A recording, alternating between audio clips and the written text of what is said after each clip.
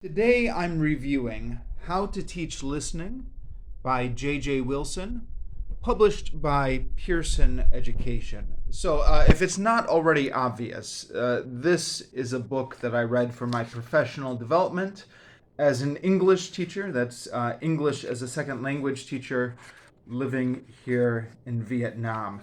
So, if that's not of interest to you, consider this your invitation to bail on the video. This is not general booktube. This is very specific topics.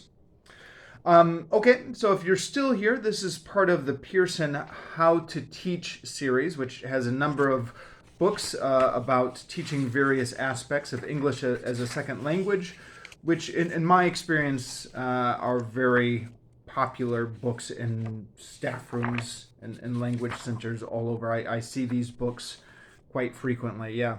How to teach English with technology, how to teach for exams, how to teach business English. Now, half of these books are by Scott Thornberry, who's extremely prolific in the industry, and Jeremy Harmer, who is also one of the major names. And Jeremy Harmer is the series editor for this book. Although this particular book is by J.J. Wilson, who I've not heard of before. But here's his bio here. Now, these books are targeted at new teachers. They're introductory level books. I have been teaching for a while now, and I've completed a few courses, the CELTA, Delta, Masters, in TESOL, Certificate of Advanced Methodology course. So I am probably not in the target audience for this book, although it does say right in the introduction here, more experienced teachers will find fresh ideas and perspectives on the teaching of listening for this book. And you know, there are so many new ideas here. This board here denotes a classroom activity, so you can see so many potential classroom activities that I think you can't help but get some new stuff from this book. Even if you're like, okay, I know this one, I know this one, I know this one, I know this one. Ooh, I don't know this one. This one might be good. Now, I mean, the other thing with these classroom activities is a lot of them, in my perspective, are not good. Some of them, in my perspective, are not good. And I think that's true for any methodology textbook. You're like, okay, well, this one's crap. This one's crap. Oh, this one I can use. By the way, this is just random examples. I'm not actually looking at the activities I'm pointing to. But you get the idea. Now, I don't mean to pick on J.J. Wilson here. I think that's largely true of most of these teaching methodology books. To fill anything out to book length, it's going to include some very good activities and some not so good activities. And I also have to imagine that perhaps some of these activities would work well in different contexts. So my context at the moment, I'm teaching an intensive listening course with students who are taking the course because it's a requirement of their program, not because they want to be there necessarily, who are often demotivated and burned out, and who are teenagers with varying levels of maturity and motivation. And so anytime I see an activity that's going to require students that's going to a lot of these activities, I'm like, okay, that's not going to work. That's not going to work. That's not going to work. But, you know, maybe it would work with a group of highly motivated adults. Actually, let me back up and talk about why I read this book, even though I've been teaching for years now. Well, one of the reasons is that no matter how long you've been teaching, you always want to keep reading for professional development. And it never hurts to go back to the basics and kind of be reminded of stuff. And on that note, I do have to admit, the pre-listening skills and activities, as much as I disagreed with a number of the individual tasks in this chapter, the general idea of how important the pre-listening stage is something if I'm being honest, I have to admit I've largely let slip in my classes. And this was just a reminder of how important these activities are. So it's good to refresh yourself every now and again. More specifically, though, I was teaching an intensive listening and speaking task. I was worried that the students, because the nature of the curriculum, I had to teach the listening texts in the curriculum, in the textbook. By the way, when I say listening text, I mean like the listening tracks. Text here meaning an extended piece of written or spoken discourse, the linguistic sense of text. Anyways, I had to teach the listening text in the course book, and I was looking for activities to make them more engaging or to make them more exciting or to just change up my teaching technique. And I kind of knew that I wasn't going to get a lot of that because the nature of this book was more introductory. But I got some of that. Again, there were so many activities here that, a couple activities I got, and a couple of activities I got indirectly from this book. For example, just thinking about various activities. For example, he talks about as a post-listening activity. Where is it? Sorry. Over here. Activities to reconstruct the listening text. And he's got some ideas here, which on their own, these seem to be unengaging to me. But he also has elsewhere in this book running dictation as a well-listening activity. So between the two of these, I got the idea to reconstruct the listening text using a running dictation, which was combining two different activities from two different sections. But when you're in the zone, when you're reading the book and you're thinking about possible activities, and then you kind of make connections that maybe the author didn't even intend. And by the way, that reconstructing the listening text using the running dictation, I'm quite pleased with that activity. That worked very well in my listening class. So, just the activity of reading this book can get you thinking. But I guess here we come to the core of my review. On the whole, I was largely unimpressed with this book. But again, I'm not really in the target audience for this book. It's mostly targeted at new teachers.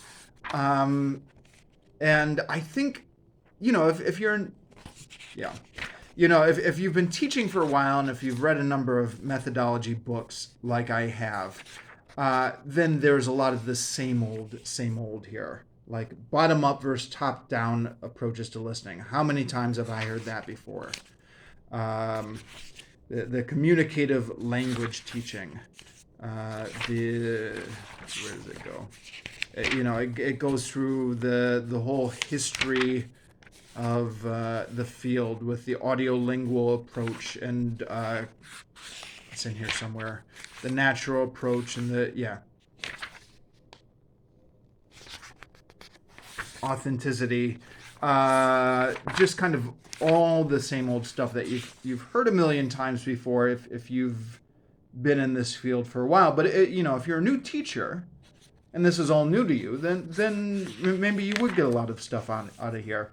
I was just before filming this review, I found another review on YouTube by a guy who said this was his favorite methodology book. So take my opinion with a grain of salt, and if you're a new teacher, and perhaps if you're teaching with a group of highly motivated learners who will be motivated to do a lot of these tasks, then maybe this will work better for you.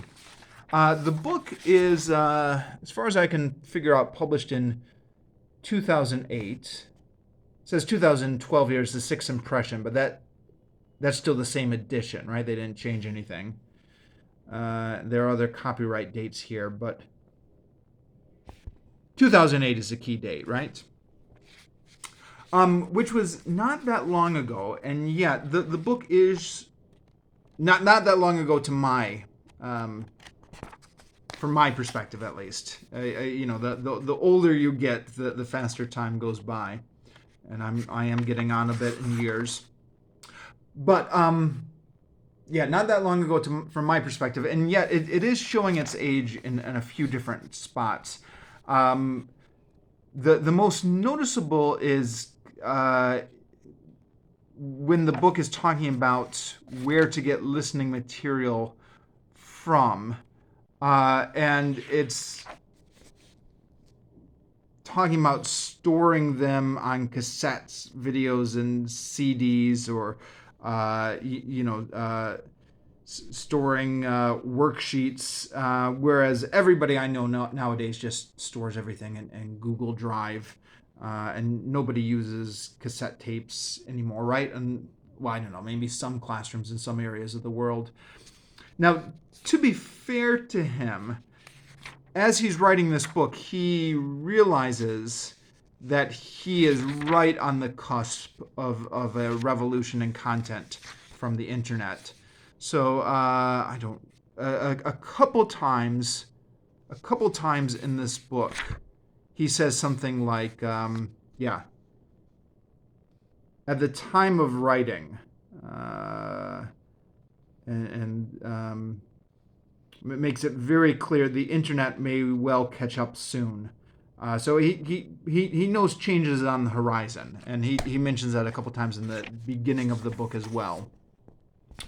The other thing I thought is there's still in certain parts of this book an emphasis on learning styles or the multiple intelligence theory, which I think within the past 10 years, there's been a backlash against that because of the lack of any scientific support behind that. And my impression is that it's largely gone out of fashion in the English language teaching industry. But in 2008, it was still very much the dogma of the industry. So he is referring to that a few times here.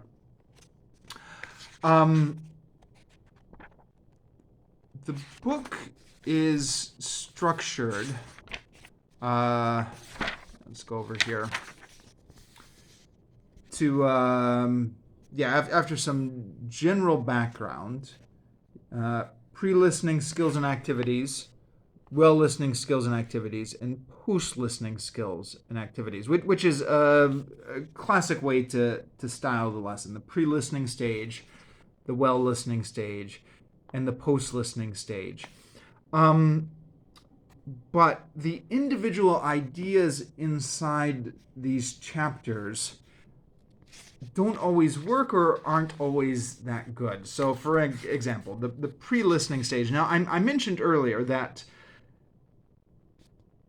I was reminded reading this about how important pre-listening actually is to get the students orientated to the text and to get them interested in the text. And I regret to say this is something I had been letting slip in my lessons.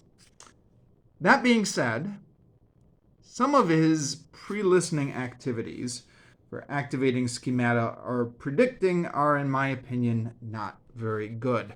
So poster display here, or where students create a poster using all their predictions, or brainwalking. This is based on the poster display activity above, but the students walk around the room adding to or enlarging the ideas written by their classmates. So they make this whole poster, then they put the posters around the room, and then they walk around and add to this. Now this, how long is this going to take? Yeah. By the time you allocate the groups, distribute the materials, get them to make their posters, certainly in my context, students are going to have trouble generating their own ideas, so they're going to need a lot of support with this. Then you add a walk around the room stage to this. You're looking at 20, 30 minutes for this activity, for a pre-listening activity, which is not even the main focus of the lesson, right? And there are some other ideas like this. And then quite often his general tips seem to contradict his individual ideas. So things to avoid during the pre-listening stage. Don't let the pre-listening stage drag on. Make it short and fast-paced. Okay, well, fair enough, but then how does this activity fit in there? Now, his well-listening activities, as well, I had some problems with. Or maybe it's just my problems with the organization here. So I was kind of thinking this is a pre-listening activity, and then a well-listening activity, and then a post-listening activity using the same text. But he has activities in here like running dictation, or where is it? Running dictation, or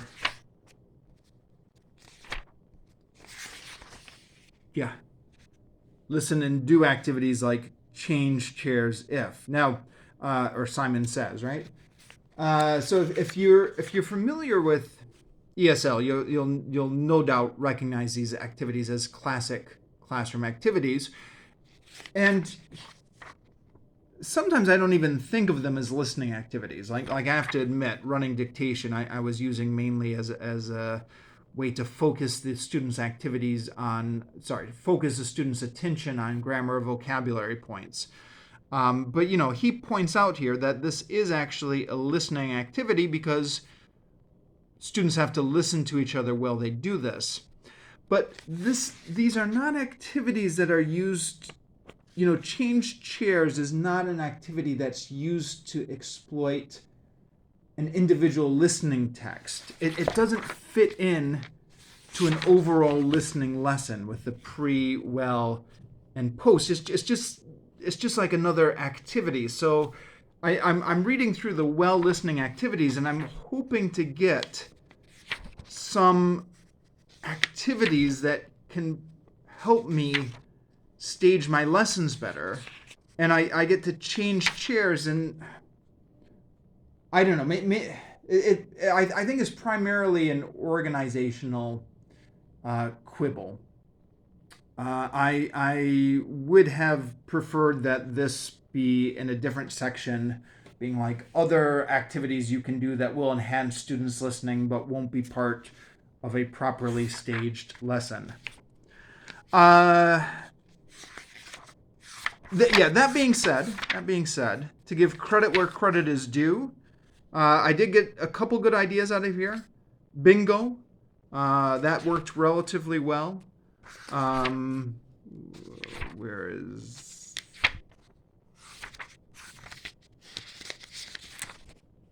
There's a lot of crap ideas in here as well. I don't know. Maybe they might work in your context. But that bingo activity worked well. There was grab the word. Use that, and had maybe some problems with managing this activity, but it's usable.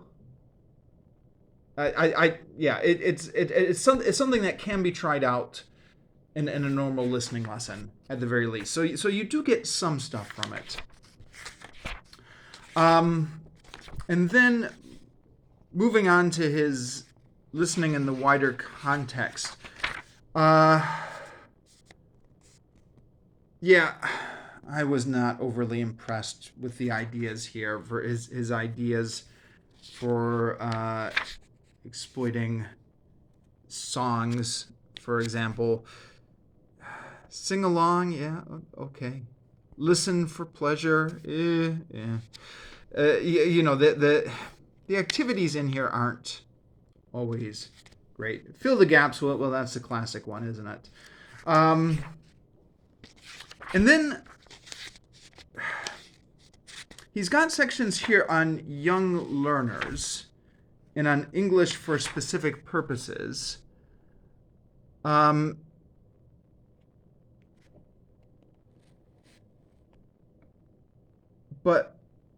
he ends up talking about just English for specific purposes in general, or talking about young learners.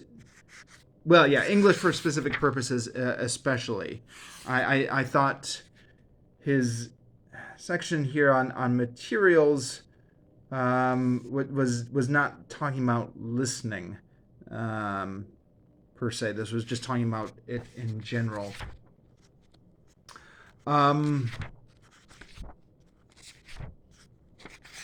Yeah. At the end here, there's a task file with questions, and then if you go to the back here, answers. And they're meant to be done alongside the chapters, I think, because here's the task file for chapter 1. This is the task to supplement page 9 and 10, 10 to 12, 12 to 15. But I was completely unaware these existed. Well, no, that's not true. Obviously, I flipped through the book before reading it, so I could see that these were coming.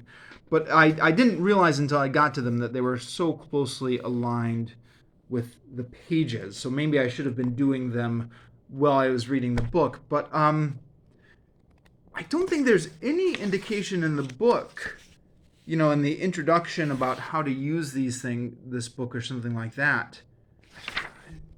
There's no indication that you're supposed to be keeping your eye on the task files as you're reading these chapters until you get to the end. Now, they do make a big deal about these being photocopyable. So I think they are meant to be used by teacher trainers who hand these out to a group of teachers doing a workshop or doing a CELTA course or something like that. And again, this comes back to what I said about this being an introductory book. And there's a CD that goes with it.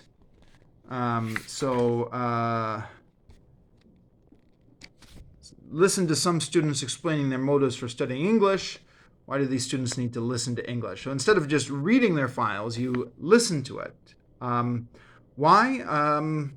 I guess because it's a listening book. So you're practicing listening. I don't know. It seems like a little bit of a gimmick. Now, the CD here in my copy has been lost. This is a library copy here. So, if you buy this book fresh off the shelves, fair enough. But what teachers actually buy these books, right? Teachers read these books from their school library or get them from their school resource room. I don't know any teacher who actually, these books aren't even on the shelves of a normal bookstore, right? They'd have to be special ordered. So these CDs are just going to get lost, right? I searched on the internet to see if these CDs were available, but couldn't find them. Now, to be fair, in the answers, it does give the transcript for everything. So you can just go back to read it. I found these tasks to be largely unuseful. I did make an effort to go through them all. Again, Your experience may vary because I've been, like I said, I've been teaching for a while and I've done a number of training courses already. So yeah, a lot of this was repeat information for me. Some of this was poorly organized. So, for example, Chapter 7, Preparation and Planning, you have to put the stages of a lesson in order in which you might do them in class. And then you have to match the stages to the purpose below. So you do it and you check your answers, right? So let's go over and look at the answers. So this is the checking the answers. Okay, so A is 8. But then the order of the stages, 2, 6, 4. How does that correspond to this one here? I mean, there is no 2. I mean, is 2 supposed to be here? But you're supposed to match it to the purpose. So it looks like this is just an example of, poor proofreading when this book was published. This answer key does not make sense to me. I think that's a mistake that just slipped its way through the publishing process. So, yeah. Those are all my nitpicks about the book. Again, in an effort to be fair, let me back up here and say that I tend to read these methodology books cover to cover just because of a default in my personality. I like to read books cover to cover and then check them off my reading list. It gives me a feeling of accomplishment. And then I also have this blog and YouTube channel in which I try and review all my reading. And to review something, you have to read it cover to cover.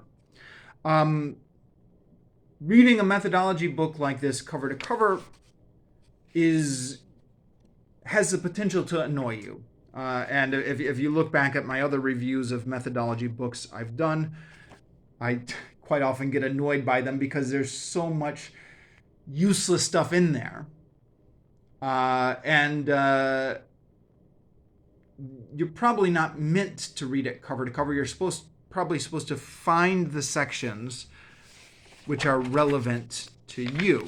So, skim through, find the sections that you need, pre-listening activities, here some good well-listening activities. Okay, I need some good listening and listen and do activities. I can find those over here. So, maybe it's my own fault for reading it cover to cover and then just getting annoyed when I feel that the author is wasting my time or there's a lot of not good or banal ideas in here. And maybe that's on me. So apologies to the author if I was a bit harsh on this. I'll wrap it up here.